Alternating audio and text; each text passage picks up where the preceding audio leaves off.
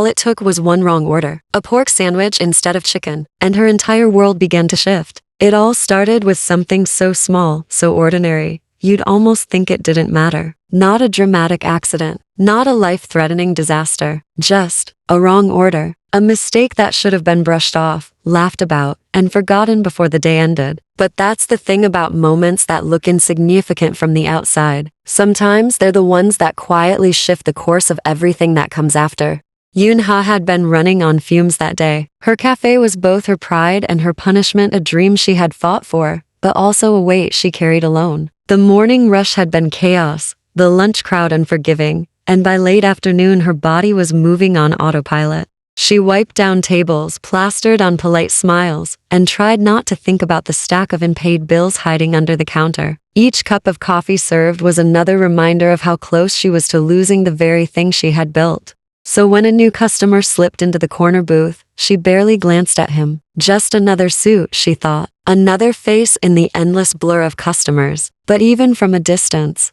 something about him felt different. He didn't slouch, didn't relax. He sat with a posture so rigid it looked carved into his bones. His suit was flawless, pressed, polished, not a single thread out of place. And it wasn't just that he took up the corner seat. It was the way he seemed to own it. His presence reshaped the air around him. Her chest tightened before she even reached his table, though she couldn't have said why. She placed the plate down, her voice flat with exhaustion. "Chicken sandwich," she murmured automatically, already moving on. She didn't notice the subtle flicker of his brow, didn't see the way his hand stilled before lifting his fork. It wasn't until after he took a deliberate bite that the air shifted. He didn't choke. He didn't complain. He simply set his fork down with the kind of precision that made the silence around him suddenly unbearable. And then his eyes lifted slowly, deliberately until they locked on hers. In that instant, Eun-ha felt as though he had stripped her bare without saying a word.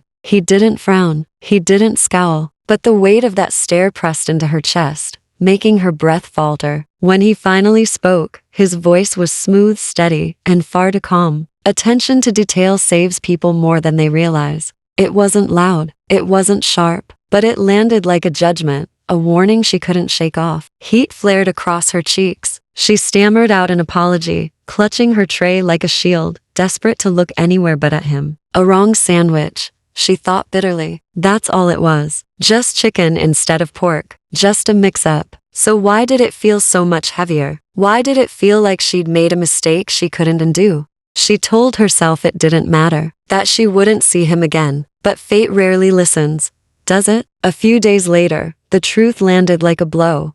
The man from the corner booth wasn't just any customer. His name was Seo-jun, one of the most feared lawyers in the city. A man known for dismantling opponents with surgical precision. And worse still, he wasn't just a passing stranger. He had just purchased the very building her cafe depended on. From that moment, avoiding him was impossible. Their paths crossed again, and when they did, sparks flew. Not the kind born of warmth, but the kind that comes from friction, clashing tempers, sharp words, arguments that cut to close. His tone was clipped, every word deliberate and designed to provoke. Hers came out hotter than she intended, fueled by a mix of fear and pride. And yet, beneath the tension, something else stirred, something neither of them wanted to name.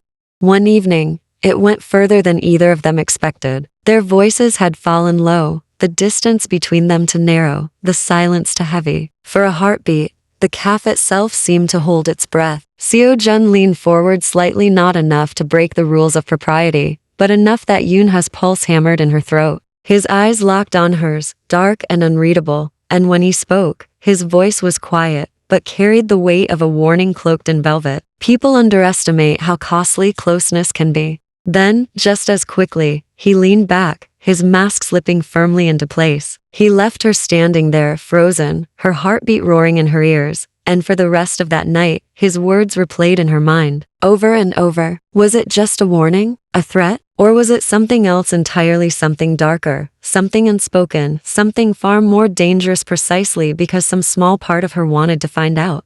Seo-jun's appearance in her cafe should have been a one-time thing. A wrong sandwich, a passing stranger, a moment Eun-ha could bury beneath the long hours of her work. But instead, he became a fixture. Night after night, she would find him at his corner table, tie loosened, posture still rigid but tired, and untouched coffee sitting in front of him until it went cold. He wasn't the kind of customer who lingered to chat. His silence was sharp, purposeful, but it wasn't the silence of peace. It was the silence of a man holding something back, something heavy.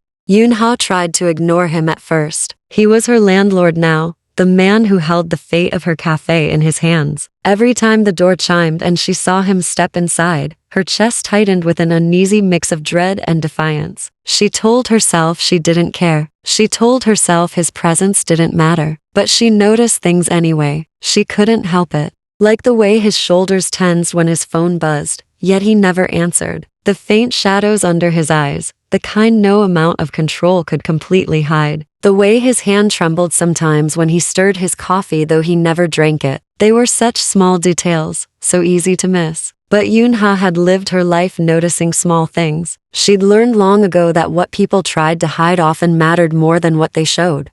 She hated herself for wondering, for asking questions she had no business asking. Who was Seo-jun when no one was watching? What had carved him into someone so precise, so unreadable, yet fraying at the edges in moments when he thought no one was looking? She told herself not to care, and yet, against her will, she did. But Eun-ha had her own scars. Scars she didn't talk about. Wounds she pretended had healed. She had loved before once, and it had ended badly enough that she stopped trying. She poured herself into her cafe because it was safer than pouring herself into people. Safer than risking the pain of someone leaving again. And maybe that's why Seo-jun unsettled her so much, because, in his silence and restraint, she saw pieces of herself reflected back. Then came the night of the storm. The rain arrived suddenly, pounding against the windows and sheets, drumming so hard it drowned out the hum of the refrigerator.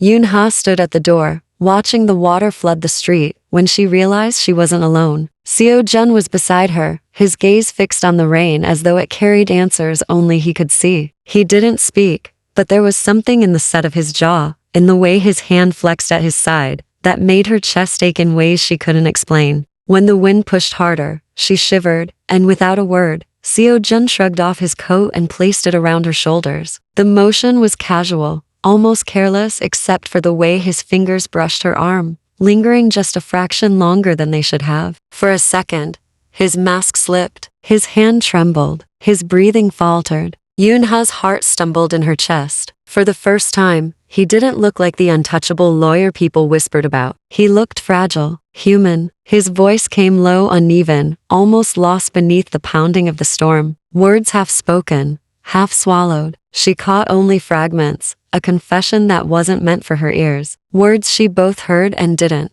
Her lips parted, a response rising in her throat, but before it could form, another voice cut through the storm. A woman's voice, sharp, confident, certain. Seo-jun. Eun-ha turned, startled, and saw her. Standing just outside, perfectly dry despite the storm, was a woman whose beauty was deliberate, practiced. Her heels clicked as she stepped under the awning, her smile refined, polished, dangerous. She carried herself with the ease of someone who once belonged and maybe still thought she did.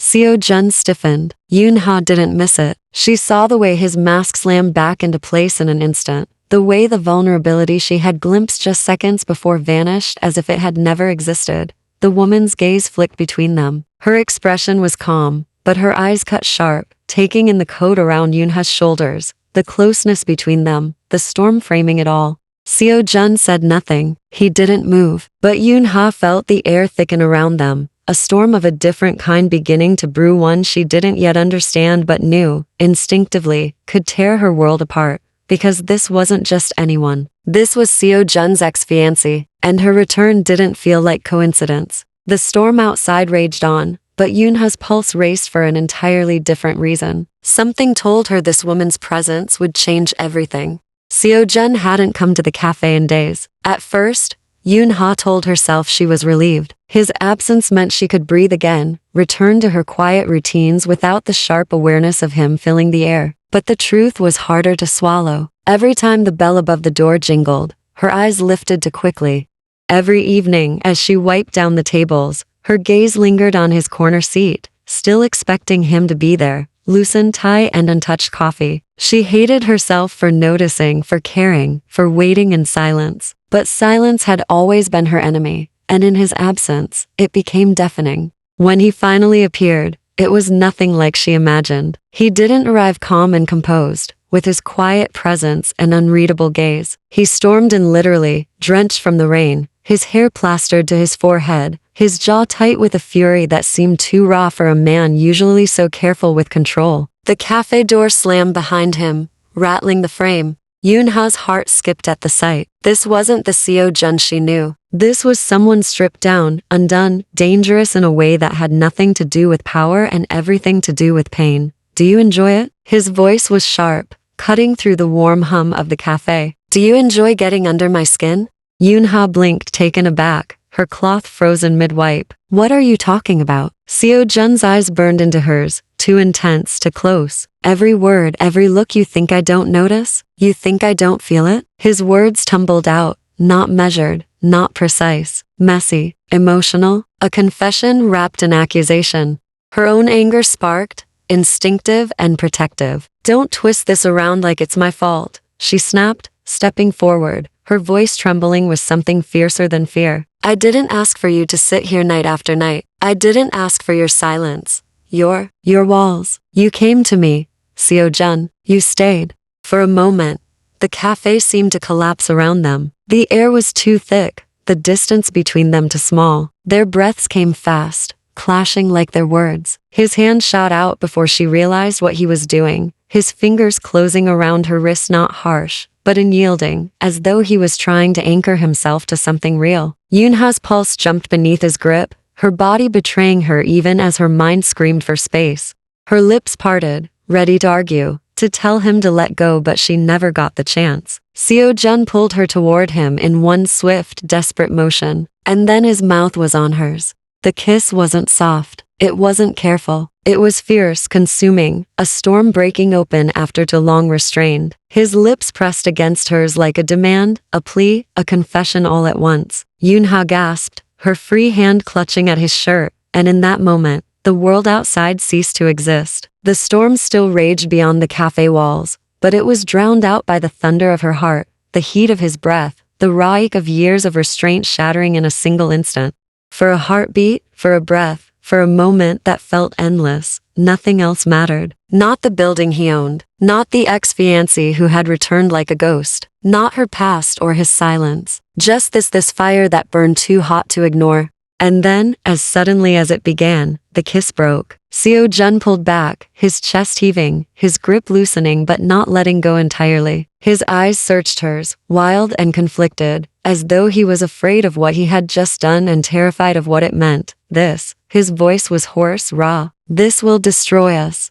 Eun-ha's heart pounded in her ears, her lips still tingling, her voice breaking on the words. Then why? Why did you? He didn't answer, not with words. His silence was heavier than anything he could have said, loaded with everything he refused to admit, everything he tried to bury. The calf felt too small now, the storm outside suddenly echoing the chaos between them. Eun-ha's wrist slipped free from his hand, but her body still trembled with the memory of his touch. The kiss lingered like a mark, impossible to erase, impossible to ignore. And in the corner of her vision, just beyond the rain-streaked glass, she thought only for a second that she saw a silhouette, a figure watching, a shadow in the storm. Her breath hitched, but when she blinked, it was gone. Still, the unease stayed, because something told her that this wasn't just between her and Seo-jun anymore. Someone else was watching, someone who had a stake in how this story unraveled. That night in her office, the air was thick with more than the smell of roasted coffee beans. After the kiss, all that pent-up tension finally broke, and they stormed into the back office of the cafe. On that worn couch, Seo-jun was everything but icy. His touch was fierce, his breath warm, his restraint finally gone in my arms. But by morning, it was as if none of it had ever happened. His mask was back, Seo-jun's voice sharp, his eyes unreadable. He said, I never mix business with pleasure. Last night was out of character for me. It would be best if I stopped coming here. And just like that, he walked out. Days blurred into weeks. Seo-jun's silence was heavier than rejection, until one moment changed everything when she found out she was pregnant. Fear consumed her. The one thing she couldn't allow was for Seo-jun to ever know. So she did what she had to do. She packed up the cafe. She left behind her dream, locked those doors for the last time. And she ran. She swore she would never come back again.